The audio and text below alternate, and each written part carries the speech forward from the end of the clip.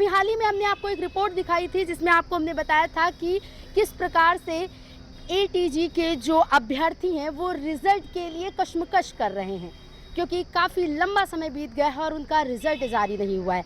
हमारे साथ अभी कुछ बच्चे मौजूद हैं जिनके साथ भी बहुत गड़बड़ी की खबरें सामने आ रही हैं। कहा जा रहा है कि इन लोगों ने एग्ज़ाम दिया, उसके बाद में क्रॉस चेक करने के लिए इनको पेपर दिया ही नहीं गया। इन्हीं कुछ मांगों को लेकर ये लोग सपा कार्यालय पर मौजूद हैं। अब हम जानना चाहते हैं कि क्या वजह है और क्या कुछ कहना चाह रहे हैं। क्या नाम है आपका? मैम, मेरा नाम आदर्श पटेल है। मैं 2026 यूपीएससी नेट का एग्ज़ाम दिया था। 6 तारीख को एग्ज़ाम हुआ था और उस एग्ज़ाम में पेपर हमें नहीं दिया गया। और जब इसकी आंसर की लॉन्च हो गई या उन्होंने दिया, तो जो हमने क्वेश्चन किया था, अब वो मैच भी नहीं कर सकते, क्योंकि आपने जो आंसर की दी है वो तो मैक्सिमम बच्चों 10,000 15,000 बच्चे आपको कह रहे हैं कि आंसर की गलत है और नंबर भी हमारे कम आ रहे हैं। तो हमको ये कहना है कि हमारा पेपर हमें दिया जाए, ताकि हम फिर से और दोबारा आंसर की दी जाए, ताकि हम अपने पेपर से मैच करें। जो हमारे बुक्स में जो है वो जो क्वेश्चन होते हैं उसके आंसर सही होते हैं, उनकी आंसर की में वही क्वेश्चन सेम गलत होते हैं। तो फिर हम या तो वो डाल दें कि भैया ये पढ़ो, ये हमारे हिसाब से सही है, हम वो पढ़ के जाएंगे तो हम सही कर पाएंगे। जब आप अपनी आंसर की मान रहे हो, जो बुक्स में लिखा है 2-2 बुक्स ले लो, 3-3 बुक्स ले लो और नेट्स में सर्च कर लो, उससे उसका मानेंगे आपका मानेंगे। या तो आप एक बुक हमें दे दीजिए कि भैया इसमें से पढ़िए, इसमें से आएगा, तब तो हम मान लेंगे कि चलिए ठीक है, इसमें से अगर हम गलत करते हैं इसमें पढ़ के, तब तो हम मान लेंगे कि आपकी आंसर की सही है। लेकिन जब हमारी बुक्स में जो लिखा है वो तो गलत नहीं हो सकता। अभी पूरा मामला जैसे आपके इन लोगों ने बताया कि आंसर की गलत है, क्या है, कब एग्ज़ाम दिया, कब काउंसलिंग हुई, क्या कुछ है? ये 6 जून को जो है एग्ज़ाम हुआ था यूपीएससी नेट का, और जो ये हर साल 2022 के आसपास से ये एग्ज़ाम ABVMU यूनिवर्सिटी है, ये करवा रही है, हर साल से एग्ज़ाम करवाती है। यूपीएससी नेट नर्सिंग का करवाती है, ठीक है। काउंसलिंग होती है, काउंसलिंग तो ऐसे होती है, लेकिन हर साल जो है मैं 2-3 साल से एग्ज़ाम दे रहा हूँ, हर साल जो है नंबर कटते हैं, हर साल नंबर कटते हैं, और ये हर साल जो है क्वेश्चन पेपर नहीं देते हैं, ठीक है। जब क्वेश्चन पेपर नहीं देंगे तो उसमें पता कैसे चलेगा कि कौन सा हम सही करके आए, कौन सा गलत करके आए। फिर उसके बाद में 1-2 दिन में जो है आंसर की रिलीज़ हो जाती है, इनकी आंसर की रिलीज़ होती है, ये अपने अकॉर्डिंग आंसर की रिलीज़ करते हैं। जब ये अपने अकॉर्डिंग जो आंसर की रिलीज़ करते हैं, तो क्वेश्चन पेपर जब दिया नहीं गया तो हम क्वेश्चन ऑब्जेक्शन का भी ऑप्शन आता है कि अगर आपको आपत्ति है तो आप आपत्ति लगाइए। कि अब जब हमें 120 क्वेश्चन है, जब क्वेश्चन पेपर है नहीं, तो हम ऑब्जेक्शन कैसे लगाएंगे, आप बताइए।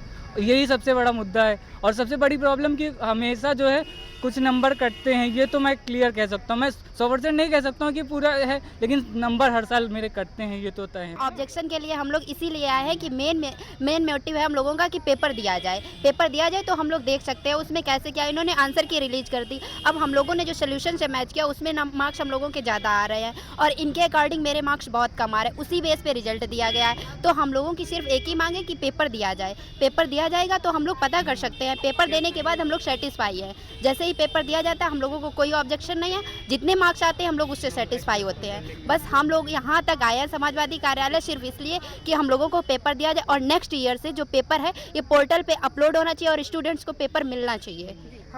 अच्छा, समाजवादी पार्टी कार्यालय पर आप लोग आई हैं, लेकिन गवर्नमेंट तो योगी जी की है, फिर यहाँ से क्या सॉल्यूशन मिलेगा? मतलब यहाँ पे मेरे साथ में एक लोग थे तो मैं उनके थ्रू यहाँ पे आई हूँ और मैं योगी जी से ऐसे डायरेक्ट नहीं मिल सकती हूँ ना, क्योंकि उसके लिए सपोर्ट के लिए कोई चाहिए। अगर कोई है आपके पास ऐसा कोई सजेशन तो आप बताइए जिससे मैं वहाँ तक भी जा सकती, क्योंकि हम लोग के साथ बहुत गलत हो रहा। हम लोग स्टूडेंट्स हैं और हम लोग कैसे करते हैं मेहनत ये आपको पता होगा। इस बार हम लोगों का रिजल्ट ऐसा खराब हुआ है और सीट बढ़ाने की बातें चल रही थी। आदित्यनाथ जी ने कहा था कि सीटें बढ़ रही हैं और सीट बढ़ाई जाएगी अब की, लेकिन मैंने देखा सीट उतनी की उतनी है सब में। तो ये सीट में भी घपला कर दिए हैं कि मतलब बोले थे कि वो सीट बढ़ेगी, हम लोगों को लगा कि हाँ भैया सीट बढ़ेगी, अगर थोड़े एक आध नंबर इधर उधर आएंगे तो हम लोगों का हो जाएगा, बढ़िया कॉलेज मिल जाएगा, हम या लखनऊ में या कहीं और भी अच्छे कॉलेज में पढ़ लेंगे, बढ़िया हमारा 4 साल निकलेगा। लेकिन इन्होंने उस सीट को भी नहीं बढ़ाया है, आंसर की गलत दिया है, आंसर उसी के अकॉर्डिंग दे दिया है, ये अपना आंसर मान रहे हैं। हम लोग कब तक ये स्टूडेंट के साथ ऐसा होगा? हम लोग कब तक शांत बैठे रहे? हम लोग इस वर्ष शांत बैठ जा सकते हैं, नेक्स्ट ईयर आने वाले स्टूडेंट्स के साथ भी ऐसा ही होगा, तो हम लोग शांत नहीं बैठ सकते हैं ना। कहीं भी जाना पड़े, इवन हम लोगों को कुछ तो मिलना चाहिए। हम लोग यहाँ आए हैं, आगे माननीय आदित्यनाथ जी से मिलने का मौका मिले, हम लोग वहाँ भी जा सकते, कोर्ट भी जा सकते हैं, हम लोगों को न्याय मिलना चाहिए। अच्छा, अखिलेश यादव जी से मुलाकात हुई? हाँ, मुलाकात हुई। क्या आश्वासन मिला? हाँ, उन्होंने बोला है कि हम लोग करते हैं, आप दोनों तरफ से ले सकती हैं। मेरे इधर से मतलब ये समाजवादी पार्टी भी आपका करेगी, आप कोर्ट से भी ले सकते हैं। है, मतलब दोनों तरफ से आप रहिए, आप कोर्ट का भी करिए और इधर से भी मदद आपको मिलेगी, जो भी होगा आपको बताया जाएगा। अभी जैसे कि हेल्पलाइन नंबर है, आप उस पर कॉल करिए, क्योंकि देखिए ये आप लोगों के भविष्य का सवाल है। वहाँ कुछ हुआ? हेल्पलाइन नंबर पे मैम फ़ोन करने पे फ़ोन नहीं आ पाता है, ब्लॉक कर देते हैं बाद में वो लोग। अब फ़ोन उठाते हैं तो कहते हैं कि आप यूनिवर्सिटी आके बात करिए, मैंने यूनिवर्सिटी में आके बात करिए, मैंने यूनिवर्सिटी में जाके बात करने पे अब मेल भी करने पे मेल का जवाब कोई नहीं आता है, यूनिवर्सिटी में जाने पे अंदर तक नहीं जाने देते हैं, बाहर ही भगा देते हैं हम लोगों को। ये चीज़ है मैम। तो इस टाइम पे कोई मैंने आरटीआई भी फाइल की है, मेल भी की है, कोई रिस्पांस नहीं आया, कॉल भी की, कॉल रिसीव नहीं हुई है। मैंने सब कुछ किया है, आरटीआई फाइल कर चुकी हूँ, मेल डाल चुकी हूँ, मेल इवन डेली मैंने डाली है, 2-3 बार डाली है, कोई मेल का रिस्पांस नहीं आ रहा है। अच्छा योगी जी, जनता दर्शन भी लगाते हैं, जनता दरबार, कभी आप लोगों ने सोचा कि अब भाई भविष्य का सवाल है, जाएं एक बार जनता दर्शन में भी जाकर देखिए कुछ हो सकता है क्या?